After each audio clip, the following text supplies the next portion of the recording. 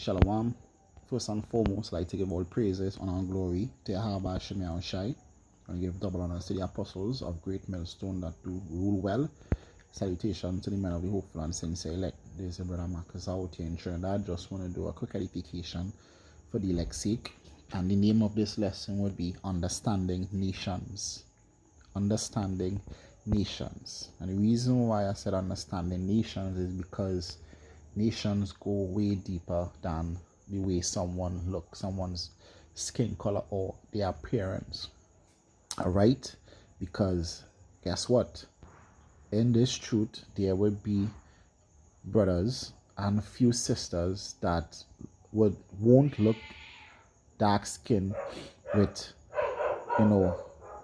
curly or sheep type hair, woolly hair. Alright? They will look different. There would be some, just like let's look at history a little bit. What we learned in school about slavery, we learned about, what happened on these slave plantations, and we learned also of something called mulattoes, right? And the mulattoes, they were children born of white men and so-called black women, and the child would come out looking light skinned, like we say, a light skinned Jake. All right.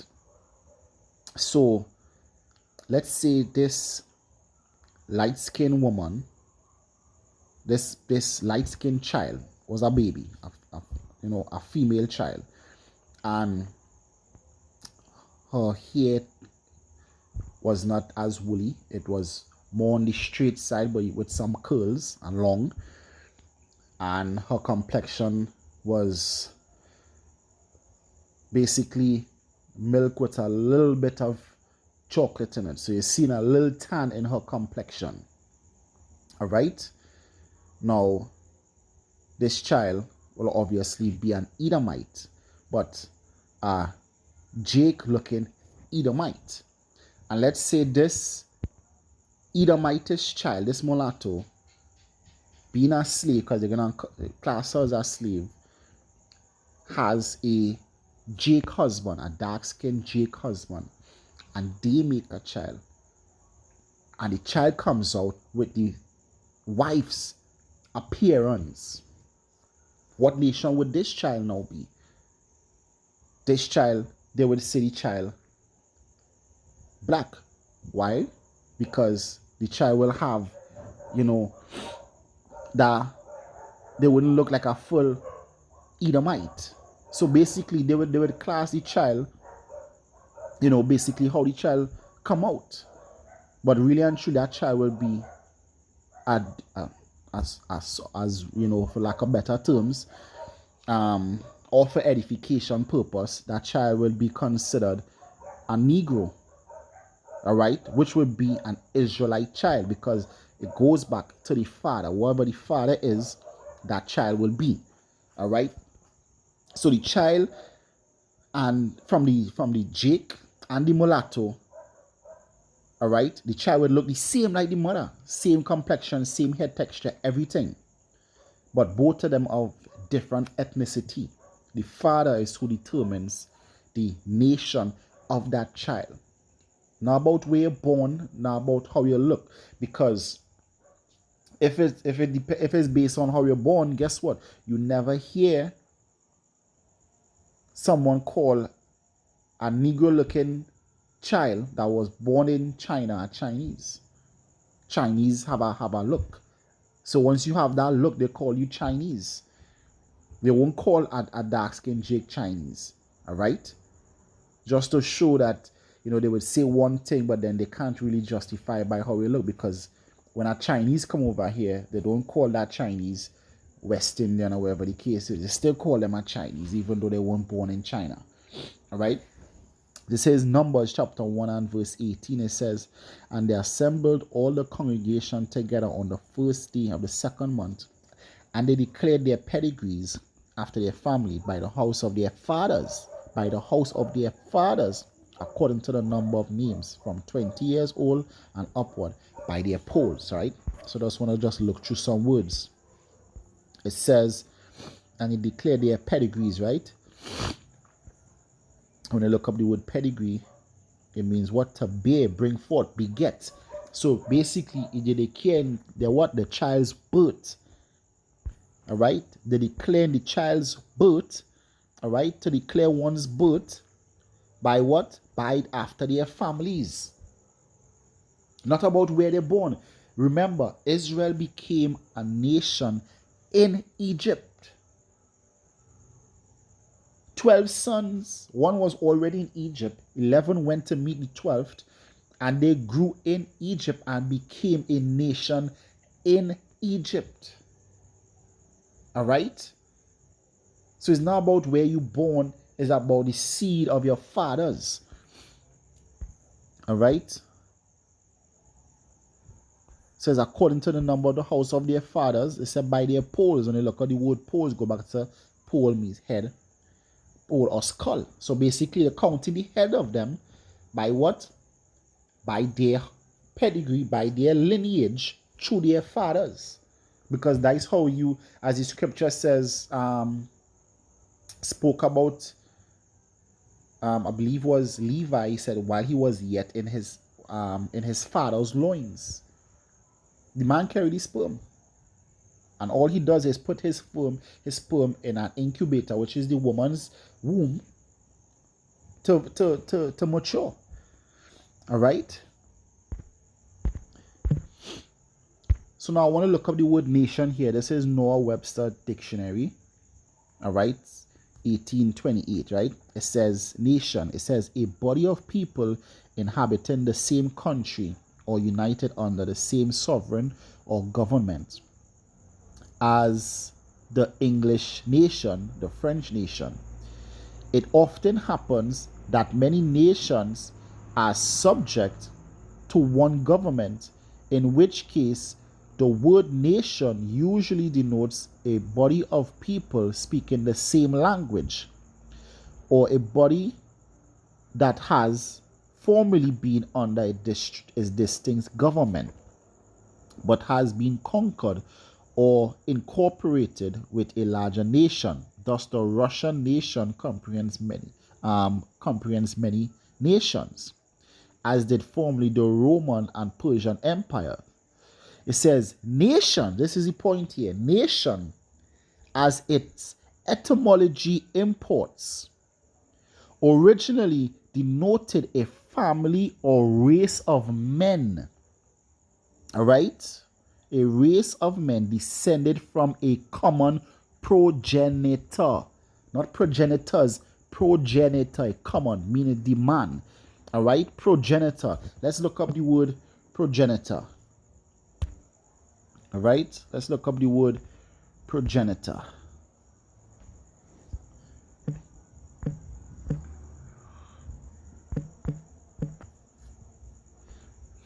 Right? Progenitor. Progenitor, direct ancestry, synonym, ancestor. It says the originator of a line of descent. Right? Let's see what.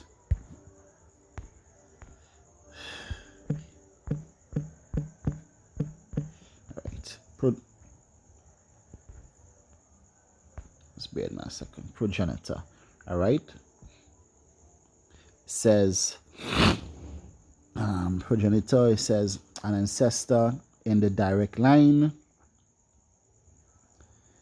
All right. Says ancestor, the founder of a family, which, as we read in Numbers, goes back to the father. All right. Says pro, forth, and genier, to produce or beget. All right. Basically from the father. So that is where progenitor comes from. All right, from a common progenitor, which is the father, like tribe, it says, but by emigration, it says conquest and intermixture of men of different families. This distinction is in most countries lost. So this distinction is in most countries lost, meaning they don't use that meaning anymore.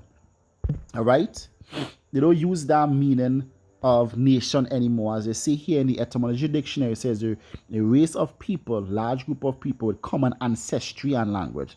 It says from the Old French, nation, says birth, rank, descendants, relatives, country, homeland. It says, and directly from Latin, nationum, it says birth, origin, breed, stock, kind, species, race of people, tribe, literally that which has been born, from natus, past participle, nasi, be born.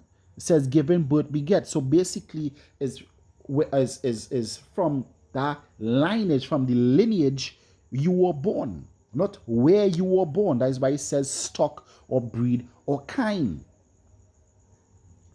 All right? Because let's put it in this aspect, right? If German Shepherd, Belgium Shepherd, all right? A Belgium Shepherd is a Belgian breed of dog. A German Shepherd is a German breed of dog. Despite they got the name from the country that they were born, it don't matter, not the country where they were born, from the country where the breed originated. They got the name from the country where the breed originated.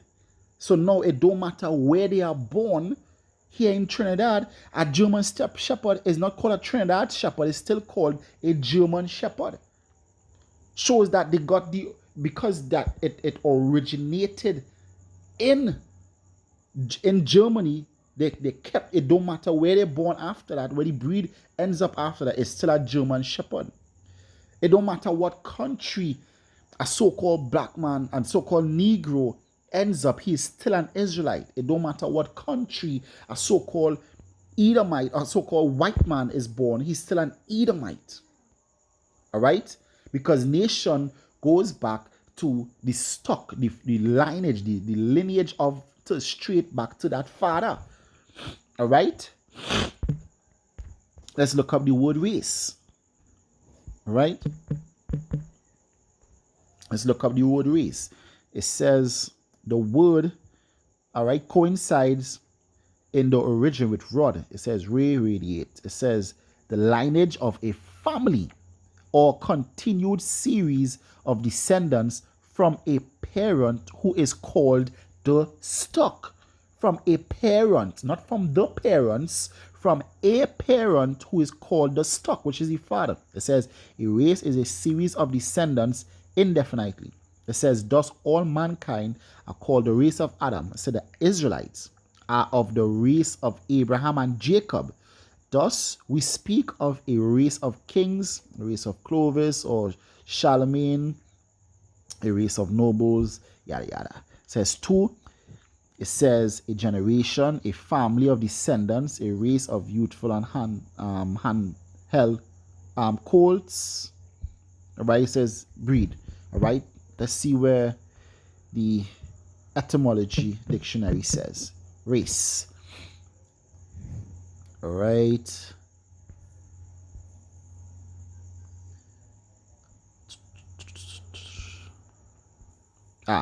Race, noun, 2. Says people descending from a common ancestor, not ancestors. It all goes back to the man. Class of person allied by common ancestry. From French race, earlier raza, race, breed, lineage, family. All right? It goes back to your family. So yes, there would be people that in the truth that looks white, that looks Elamitish, that looks Moabitish. It has nothing to do with how you look. Guess what?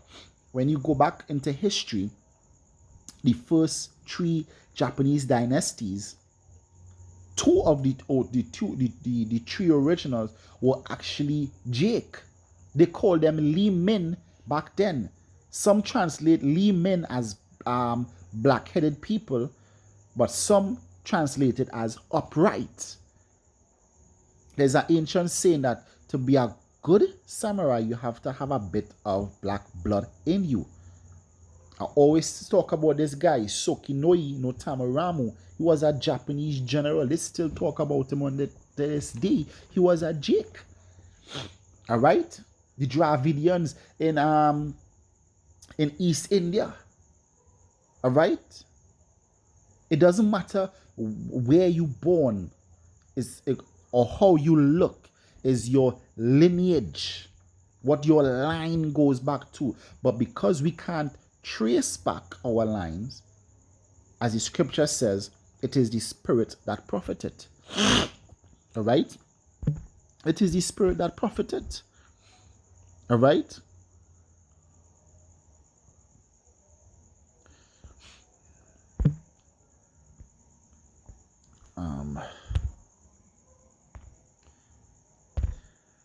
This guy, it says Johann Friedrich Blumenbach, says born May 11th, 1752. All right, died January 22nd, 1840. It's a German anthropologist, physiologist, and comparative anatomist. It says frequently called the father of physical anthropology, who proposed one of the earliest classification of the race of mankind, right? It says he joined the faculty of the University of Göttingen, says in 1776, publishing Institutions Physiologicae. It says Institutes of Physiology. It says, and a handbook of comparative anatomy and physiology.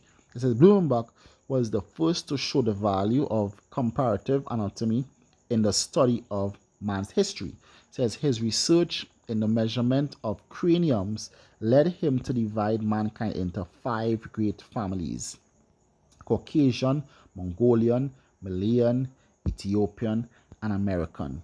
All right? Basically divided it into skin color. It says his most important anthropological work was a collection of 60 human cranium described in his collections Sui Cranium Diversum Gentium Illustrate. All right? Not gonna bite off my tongue. All right? And basically, when you do more reading on him, basically, most of the classifications that he classed men as, a lot of them were basically described, with derogatory terms. So basically, he taught himself as being white. He was of the chief nation, or the cream of the crop. So every other nation were inferior to him and his people. All right. So he divided the earth into color lines, and that is where we run with today. That's why we look at everybody as I. So once you white, you go as this. Now, let's look at this, right? Let's go through some pictures here. Dark-skinned husband, pale wife, Israelite man, Edomite woman. Look at the children. Now, let's say you zoom in here, and the question was asked, what nation is this child?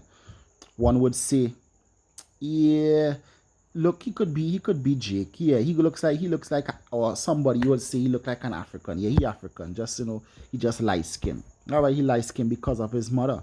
All right, and then you will ask, so what nation is he? They will say, well, he had to be black because why? He looked black, right? All right. Let's look for another one.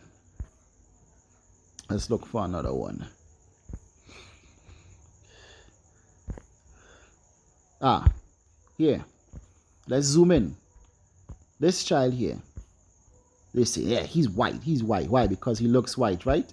But look at his mother. But they will say, yeah, he's white because he look white. All right. What about the sister? The sister, you will say the sister black, right? Why? Because she looks black. And then I will say, the sister black. I say, look at the mother. You say, yeah, right, so she's black. So you say, well, look at the father. And they will say, no, well, she half black and half white. No, according to what we just read, it says what? From a common progenitor. Right? So from one person person of that family. You come through the father lineage. All right? You come through the father lineage. All right? And that is where the mix-up comes in. Because of guys like John and Blumenbach, we have everything mixed up where we class everything as color. So when we see a so-called white brother with garment on, we say, oh, he's an Edomite. Nah. The Spirit bear witness.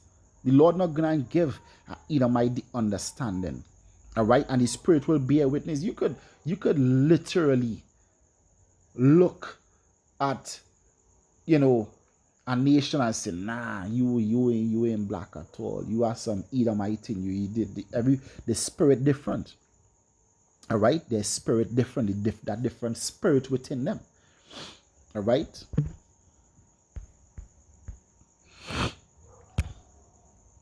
This is Romans 8:16. It says, the Spirit itself beareth witness with our spirit that we are the children of Yahweh. So that is where you have to go with. The scripture said the Spirit is that quickeneth. The flesh profited nothing. You could look dark skin and not be an Israelite, just like the girl that I just showed. You could look dark skin and not be an Israelite. And you could look... Let's get a good illustration.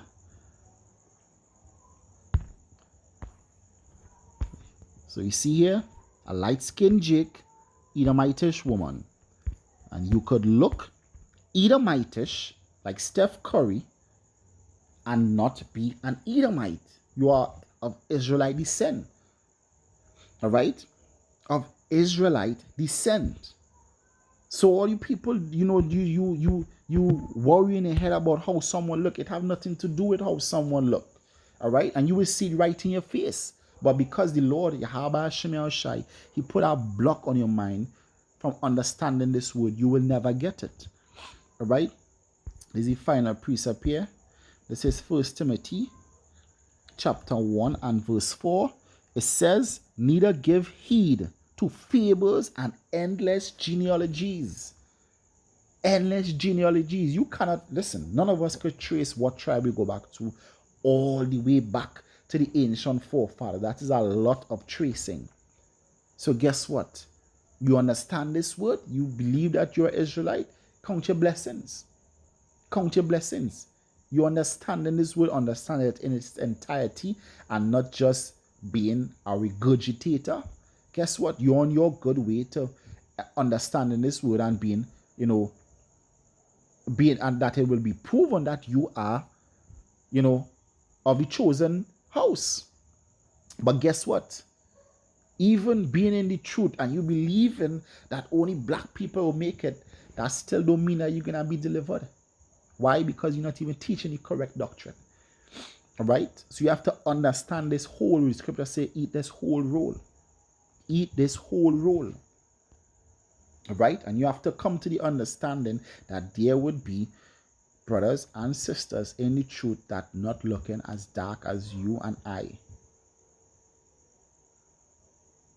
So with that, I want to give all praises and all glory to Yahweh Hashem Yahushai. I want to give double honors to the apostles of Great Millstone that do rule well. Salutation to the men that push this truth in sincerity and in truth. All right. Shalom to the few Aquatian that are out here listening and learning. And until we make it in the kingdom, I want to say shalom to the hopefully elect. Shalom.